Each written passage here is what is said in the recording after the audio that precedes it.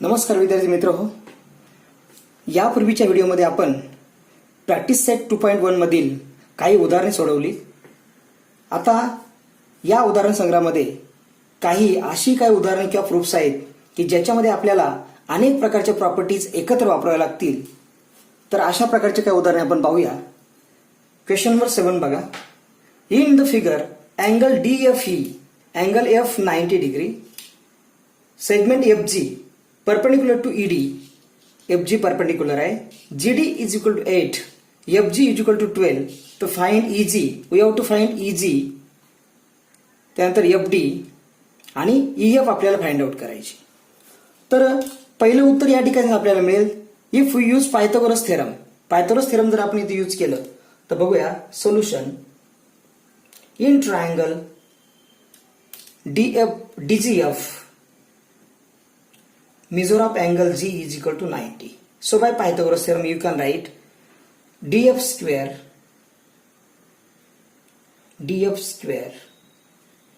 is equal to GD square plus GF square by Pythagoras theorem. Okay, by putting the values you will get GD square of 8 plus GF square of 12. Okay, next 64 plus 144 will be 208. Okay, therefore DF is equal to under root 208. The 208 he term आपल्याला split करावं लागेल की अशा दोन संख्या शोधा की ज्यांचा गुणाकार 208 येईल आणि त्यातल्या एका संख्येचा स्क्वेअर रूट निघेल. तर therefore DF is equal to, जर आपण पुढे सॉल्व केलं तर 52 into 4 is equal to 208 येईल. पुढे आपण सॉल्व केलं आणखी तर DF is equal to under root 13 into 4 into 4. By taking square root you will get DF is equal to, याचं जर स्क्वेअर रूट घेतलं तर 4 under root 13 युनिट. म्हणजे याप्रमाणे आपल्याला टर्म स्प्लिट करून याचा स्क्वेअर रूट काढता येईल. इथे आपण DF ची व्हॅल्यू फाइंड आउट केली. आता आपल्याला जर EG ची व्हॅल्यू फाइंड आउट करायचं असेल तर आपण जॉमेट्रिक मीनचं थेरम वापरूया. मग परत कंडिशन घ्यावी लागेल. Now in triangle original triangle DFE measure of angle F is equal to 90 and segment FG perpendicular to hypotenuse ED. Therefore FG square is equal to GD into EG.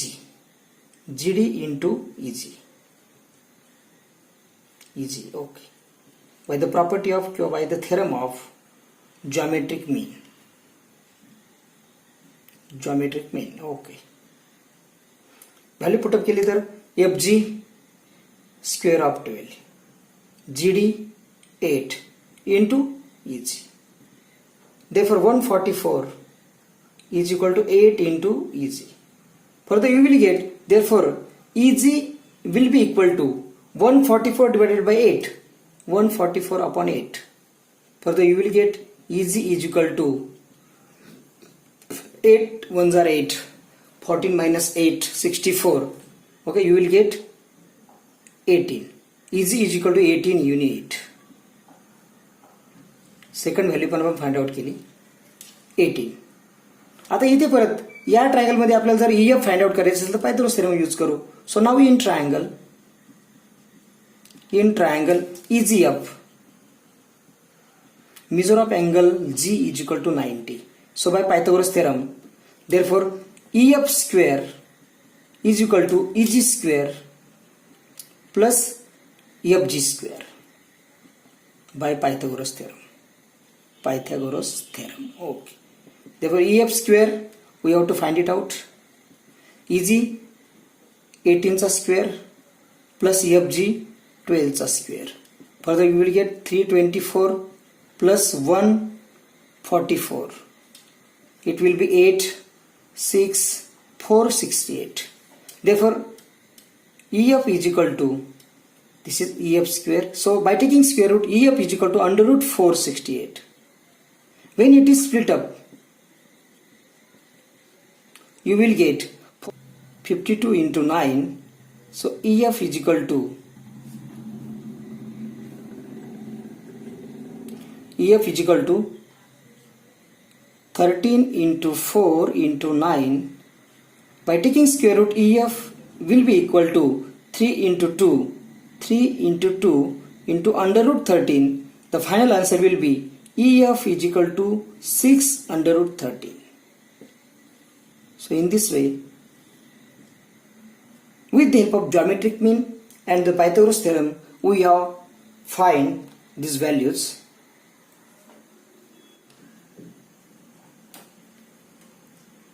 Next proof पाहूया. In the adjoining figure, M is the midpoint of QR. M हा midpoint आहे, त्यामुळे RM आणि MQ equal आहे. Angle PRQ 90, angle R 90 आहे. Prove that PQ square is equal to 4PM square minus 3PR square. Proof आहे. अनेक theorem आपल्याला इथे यूज करावे लागतील. तर क्रमाक्रमाने जर गेलं तर सहजपणे आपण हे प्रूव्ह करू शकू.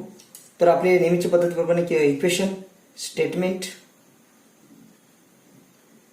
आणि रिझन. पहिल्यांदा आपण यातली एक एक बाजू मिळवण्याचा प्रयत्न करू. PQ स्क्वेअर आपल्याला कसे मिळतील पहा. PQ स्क्वेअर इज द, जर हा ट्रायंगल आपण कन्सिडर केला तर it is the hypotenuse. So ती मिळवायचा आधी प्रयत्न करू. So in triangle PRQ,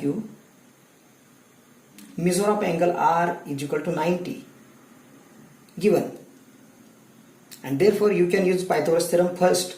So PQ square, therefore PQ square is equal to PR square plus RQ square. Okay, Pythagoras theorem. Okay, पहा, म्हणजे आपल्याला ज्या PQ स्क्वेअर आपल्याला फाइंड थोडक्यात मिळालेली आहे, PR स्क्वेअर पण मिळालेली आहे, पण आपल्याला PM स्क्वेअर न मिळता RQ स्क्वेअर मिळालेला आहे. यांच्यामध्ये काहीतरी रिलेशन असणार. पुढे आपण PM स्क्वेअर मिळते का कुठे बघूया.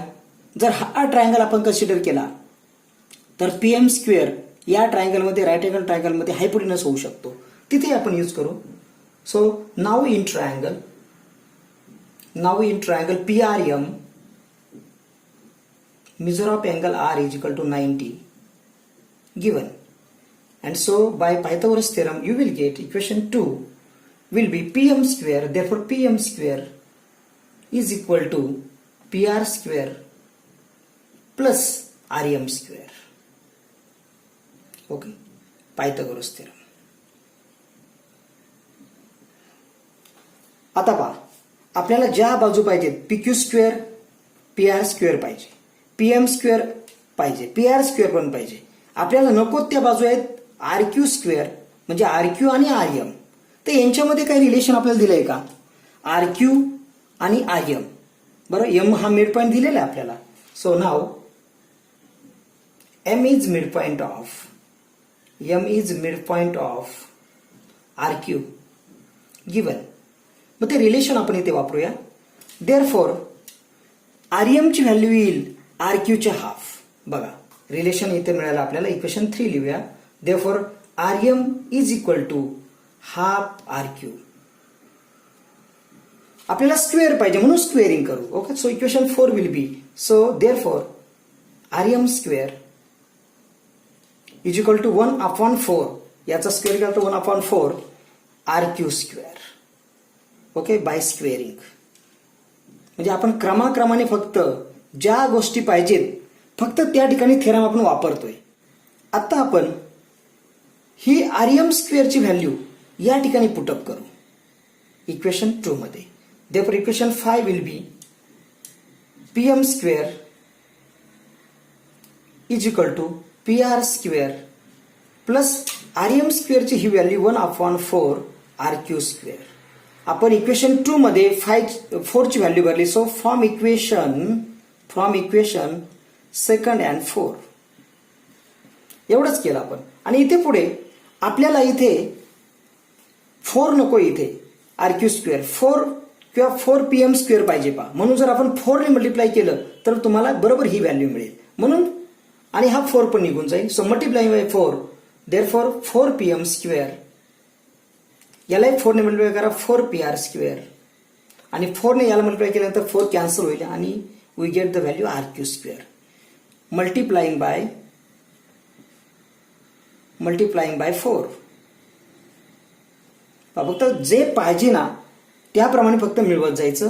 4 ने मल्टिप्लाय आपण काय केलं लक्षात घ्या की आपल्याला 4pm² पाहिजे आणि बरोबर या ठिकाणी 4 छेदस्थानी होता तो आपल्याला नको आहे. मग आता ही व्हॅल्यू आपल्याला मिळाली. आपण rq² ची व्हॅल्यू इथे पुटअप करू. Therefore equation 7 therefore 4pm² minus 4pr² is equal to rq². फक्त रिअरेंजमेंट केली आणि ही व्हॅल्यू आपण equation putting value of rq² in equation first. बस आपण व्हॅल्यू फक्त पुटअप करायची. सो व्हॅल्यू इकडे पुटअप केली तर देअरफॉर आता डायरेक्टली मी लिहितो इथे therefore pq² as it is equal to pr². ते पण ॲज इट इज आणि rq ची व्हॅल्यू ही पूर्णपणे कंसात लिहितो 4pm² मायनस 4pr². ओके. आता pr² मायनस pr² प्लस हे 4pm² आहेत. मग यांची वजाबाकी होईल. इथं 1 4pr² आणि ते 1pr² आहे. याची वजाबाकी होऊन ही व्हॅल्यू आपण आधी लिहू. देअरफॉर 4pm² यांची वजाबाकी सबस्ट्रॅक्शन होईल मायनस 3pr² आणि इकडे डाव्या बाजूला आहे pq². बघा तुम्हाला बरोबर मिळाले की नाही ते पहा. pq² is equal to 4pm² minus 3pr². म्हणजे काही करायचं नाही. ज्या गोष्टी आपल्याला दिलेल्या आहेत त्या फक्त मिळवण्याचा प्रयत्न आपण केला की कोणतंही बरोबर शेवटी मिळत जातं. फक्त क्रमाने मांडणं महत्वाचं आहे.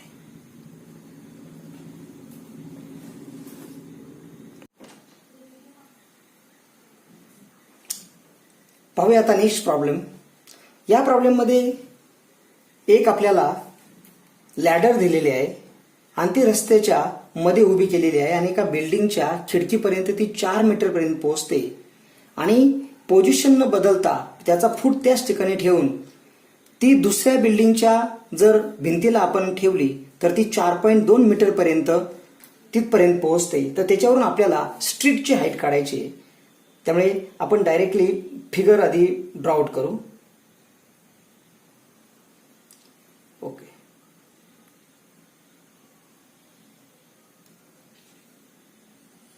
Street. Okay. This is L building, this is M building. Okay, L and M represents the buildings. ह्या बिल्डिंग्स आहेत. ओके. आणि यांच्या ज्या विंडोज आहेत तर इथं B विंडो आहे, इकडे समजा C आहे, इथे D विंडो आहे. दिस is E is the point that represent the foot of the ladder. He ladder आहे. तर ही लॅडर आहे अशी आपण ठेवली तर ती या खिडकीपर्यंत पोहोचते. B is the position of the window. L and M represents the buildings. Okay. B and D are the positions of the windows. Okay. या खिडकींच्या पोझिशन आहेत. A and C are foots of the building of the given buildings. Okay. E represents म्हणूया point. E represents the foot of ladder.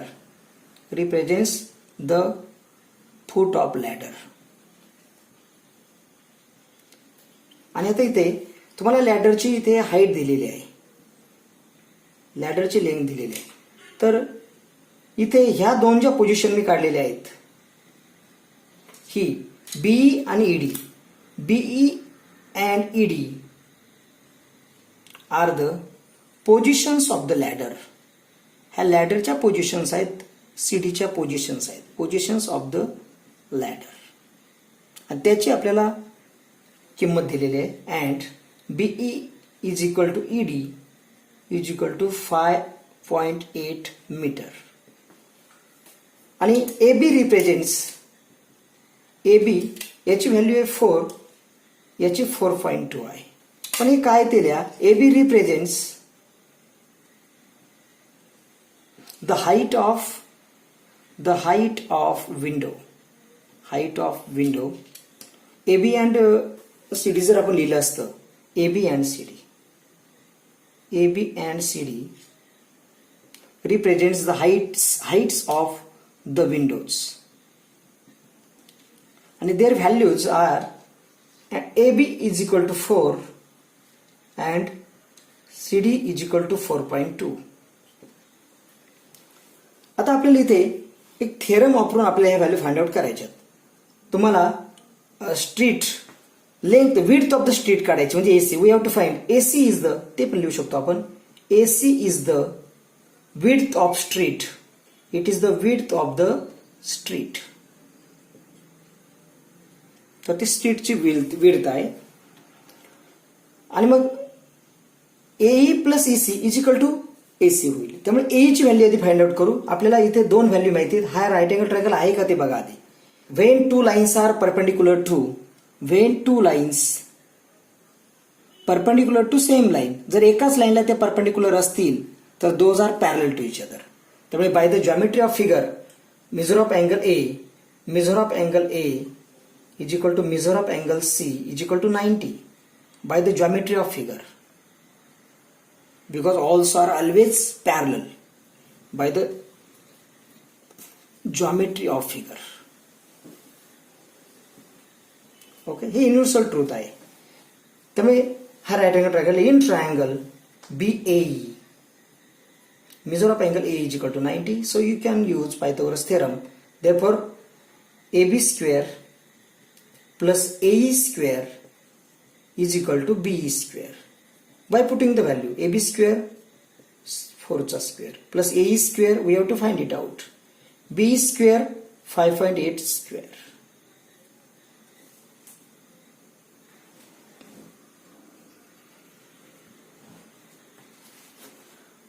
Next calculation इकडे करूया. Therefore AE square will be 5.8 चा square minus 4 चा square. इथं square करायची आपल्याला गरज आहे. ए स्क्वेअर मायनस बी स्क्वेअरची फक्त आपण थोडं एक्सपान्शन करू. So 5.8 plus 4 and 5.8 minus 4. म्हणजे आपल्याकडे फॉर्म्युला आहे ए स्क्वेअर मायनस बी स्क्वेअर, याचा फॉर्म्युला आहे ए प्लस बी ए मायनस बी. म्हणजे आपल्याला दोघांचा स्क्वेअर करायची गरज नाही. Therefore you will get 9.8 into हे 1.8. ओके, सिम्प्लिफाय करूया पुढे. 9.8 म्हणजे 98/10, 1.8 म्हणजे 18/10. थोडंसं आणखी सिम्प्लिफाय केलं तर 49 into 2, 18चं 2 into 9/10 into 10. आता या सगळ्यांचा स्क्वेअर रूट आपण काढू शकतो. So finally you will get the value of A E. A E is equal to याचं स्क्वेअर रूट 7, 2 into 2 म्हणजे 4चं स्क्वेअर रूट 2, 9चं 3/10 into 10चं 10. वरती येईल A E is equal to 42/10. Therefore A E is equal to 4.2 metre. एईची व्हॅल्यू आली 4.2 मीटर. आता तुमच्या लक्षात येईल इथे 5.8 आहे. 5.8 मधून स्क्वेअर मधून 4.2 चा स्क्वेअर जर आपण मायनस केला, सबट्रॅक्ट केला, तर इथे 4 येईल. त्यामुळे इथे finally you will get the answer. Therefore AC width of the road is equal to AE plus EC is equal to AE 4.2 plus EC will be 4. So the final answer will be 8.2 meter. Width of the road 8.2 meter.